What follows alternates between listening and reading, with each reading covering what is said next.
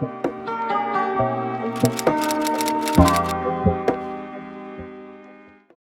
guys, and welcome back to my channel, or welcome to my channel if you are new here. If you are coming back and you watched my previous video, then you probably noticed that I'm wearing the same thing and I'm in the same spot, and that is because I filmed this video after I filmed my previous video. So I'm not dirty, I'm not wearing the same clothes 2 days in a row or 3 days in a row. I am just filming it in the same day. So today's video is going to be a 34-week update. Today I am currently like 34. Let me not estimate for you guys. Let me get you the proper dating. Since I'm making a weekly update video, it should be correct. Okay, my app says that I'm 34 weeks and 4 days. I don't know if that's gonna focus, probably not, but 34 weeks and 4 days. So I'm going to be giving you guys a little update about what has been going on recently. I haven't done one of these since I was like at the end of my 20 weeks. So yeah, we're just gonna go ahead and jump right on in to some updates that I have for you guys. All right, so the first thing that I can update you guys on is that I had one of my appointments at 32 weeks. So that was about 2 weeks ago, almost 2.5 weeks ago now. At that appointment, I got my Tdap vaccination, which if you don't know what that is, then it's basically a vaccination to help prevent your unborn baby from having whooping cough. I'm not sure how you pronounce it, but it's basically a deadly disease that can affect babies once they're born, because they aren't able to be vaccinated until I believe it's 2 months of age. So you getting it passes the antibodies on to your baby, and then it will hopefully prevent them from getting that terrible disease once they are born. So I did go ahead and do that at my last appointment. At my last appointment, I believe I was weighing 175, which means that I've gained about 15 pounds up until this point in my pregnancy. When I started, well, pre-pregnancy, I was about like 157, 158. I'm not really too sure. I don't remember the exact number that I weighed when I had my first appointment, but I would say I've gained about roughly 15 pounds, which is pretty good. I know you're supposed to gain about 20 to 25 pounds throughout your entire pregnancy, and that's considered a healthy weight. So I think I'm on the right track for that. My doctor doesn't seem too concerned. She hasn't said one single thing about my weight this entire time, so I'm not really too concerned as far as weight goes. And then she also measured my belly at that appointment, and she said that I was measuring perfectly, which I actually didn't know, but whatever week you are pregnant is what your belly is supposed to measure. I believe in centimeters.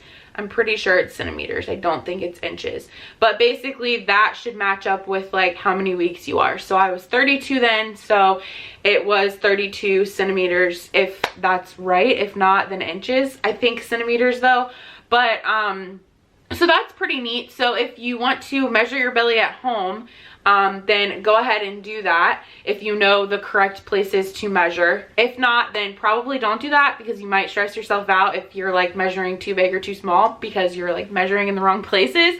So yeah, I let my doctor do that because I don't know. I don't like using a Doppler at home. I don't like doing any of that stuff at home, because if I'm doing it wrong and then it like proves to be like, if I don't hear a heartbeat, if I like use a Doppler because I'm using it wrong, it's just gonna cause stress and anxiety. So I haven't used a Doppler this entire pregnancy.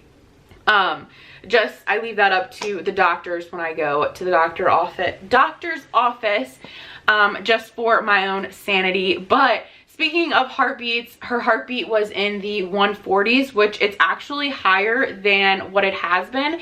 At my previous appointments, it's been in the 130s. They don't ever tell me the exact number. I don't know why, I don't ask, but normally they just say like, oh, it's in the 130s or in the 140s, not ever an exact number, like 137. So I don't know, it's in the 140s, but that's still good. She sounds good, she sounds healthy, and she's definitely moving around a lot. Definitely living in my rib cage, and it's so uncomfortable. And just talking to you guys right now, I'm like out of breath. So that will be one thing that I'm definitely looking forward to, is not having to feel like I'm out of breath all the time once I actually have her. So the exhaustion is real. That is another symptom that I'm having this week, is that I can't find the energy to want to do anything. I don't know, I just have no motivation to want to do anything. I'm super tired, super exhausted. I can get up and go outside with my dog for like 5 seconds, and then when I come back in, I'm like beat, as if I just went and like ran a 20-mile marathon. So the exhaustion is real, and I know it's just because I'm getting to the end of my pregnancy now, and she's getting bigger, and she's occupying a lot of her room in there, so it's definitely harder on my lungs. They don't have as much room. So I know all of that's completely normal, but it is something that I've been struggling with. So if you aren't as far along as me, or you are planning on getting pregnant, then be prepared for exhaustion in the 3rd trimester, because it's great. While I am still kind of on the topic of like doctor stuff, I was given the option to go back at 34 weeks or 36 weeks. They said that they gave me the option because they didn't want me to have to come out and basically risk the whole sickness thing just for an appointment, for like a questioning appointment. One of the appointments where you just sit down and talk to your doctor for 10-15 minutes and they listen to the heartbeat. So I said that it would be fine. If I had any concerns, then I would give them a call. They could just schedule me for 36 weeks. So that's when my next appointment is. I believe it's like June 16th. I could be wrong, but it's in like the 2nd to 3rd week of June. So that is when I will be having my next appointment. And then they said that I will be coming back weekly after that to just kind of get checked up on, just because it'll be like 37, 38, 39 kind of leading up to the end. But basically they just didn't want me to come to the 34 week and risk anything, because I am going to a new office than I was previously. It's still the same doctors and all of that stuff, but they have 2 separate offices. So in the beginning of your pregnancy, you go to the one office that I had been going to, and then once you get to the end, you go to the one I'm going to now, because this one is actually connected to the hospital. It's right next to labor and delivery, and I think they do it that way just so if you come in and there's anything wrong, you don't have to like leave that location and drive somewhere else. You're literally in the same like parking lot. So that's pretty nice and convenient. But it does kind of suck because of everything going on in the world with the whole, you know, sickness that's going around. So I definitely want to stay away from the hospital as much as possible. So there's that. But yeah, like I said, my next appointment will be in about a week and a half from now. So I'll probably have another update video come out then, just because I'm not sure if they're gonna check me, see if I'm dilated or anything. I don't really expect to be, but I'll probably give you guys another update once that appointment is like said and done and over with. I'll let you know how that goes.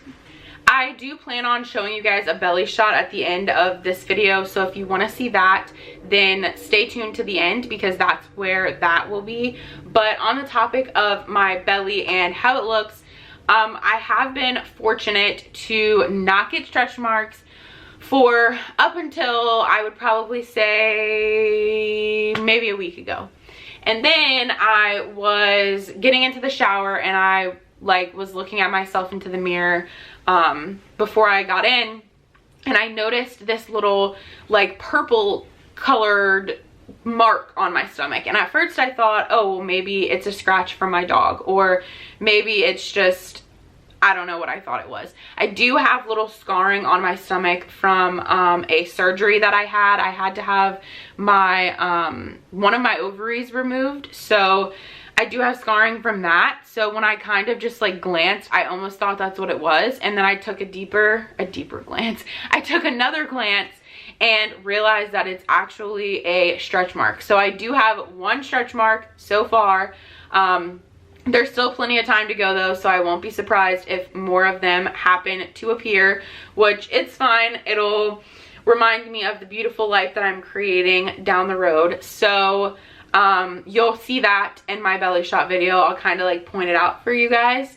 But that kind of caught me off guard because I really thought that I might be able to go the whole time without having any, just because I made it this far without any so far. But that goes to show you that it's never too late to develop stretch marks, and there's really nothing you can do to prevent them, honestly. It's kind of a genetic thing. So you can put all the lotions and creams and oils and everything that you want on your stomach, but it might not work. So if you get stretch marks, don't be discouraged. Just know that it's a sign that you created a beautiful life, and it's something that you'll have on your body to be able to remember the beautiful baby that you're making. So don't let it get you down if you have stretch marks. But yeah, so moving on to the last two symptoms that I've been having. The first one would be blurred vision. Now I know this could be a sign of preeclampsia, but it's not like intense blurred vision. It's just sometimes if I'm trying to look at something far away, it's more blurry than it was like a month ago. I definitely would say that I've had pretty good vision my entire life, and it's definitely been something that I've noticed that I just can't make out words when they're really far away from me. So like I said, I know it's a sign of preeclampsia, but I don't have any of the other signs and symptoms for that, so I don't think that's what it is. And this just started recently, like after my 32-week appointment, so I wasn't able to mention it to them then, but I'm going to mention it to them at my next appointment if it doesn't get any worse. If it gets worse, then I might give them a call just to be safe, because it is a possible sign of preeclampsia, and that is a serious issue. But other than that, I'm just gonna ride it out and wait until my next appointment, because I don't think it's anything too serious. I think it might just be a symptom. I know that your eyes change when you're pregnant, so that could be why. That could be what's going on. I'm not sure. But yeah, blurry vision has been something that has recently popped up. And another thing that has recently popped up that I've been dealing with is cramping. Now, I only get this when she's moving, and moving a lot. So I think that it just has a lot to do with my body kind of like preparing for labor. And I know that she's getting quite big in there, so it's probably another another reason for it would probably just be that when she moves, it's kind of like an uncomfortable feeling for me. So it kind of gives me like a cramping feeling. I wouldn't really say that it's like period cramps. I don't really know how to describe it, but it's nothing that's been concerning to me. It's nothing that has gone on when she's not moving as frequently. If it was, then I definitely would contact my doctor, just because at 34 weeks, you're still considered preterm. Anything 37 weeks, you're preterm. So anything before then is definitely something you want to get checked out, just in case. It's better to be safe than sorry. But because it only happens when she's moving, I think it's contributed to just her running out of room in there. So I haven't really let that bother me too much. I'm hoping that it kind of subsides and doesn't continue to happen. If it does, then I'm definitely going to give my doctor a call. I just don't want to be that mom that's like calling every 5 seconds wondering if everything is fine or not. But I know that it's better to be safe than sorry, and I know that they completely understand, and they probably have people that call like that every day. So I probably wouldn't be like anything out of the ordinary if I did. But that's basically all of the signs and symptoms that I've been having for 34 weeks. I would say that they're kind of different than my previous update. No, they're definitely different than my previous update. But like I said, I will have another update coming out for you guys once I go to my 36-week appointment. So if you want to see that video, then subscribe down below so that you can stay up to date and know when I post that video. And if you like this one, then give it a thumbs up, and definitely leave me a comment down below if you're pregnant, or if you are trying to get pregnant or anything like that, or if you just want to chat, then leave a comment down below and I will get back to you as soon as I can. And that's gonna be it for this video. So I'm gonna go ahead and show you guys my belly now. But yeah, so let's just show you my belly.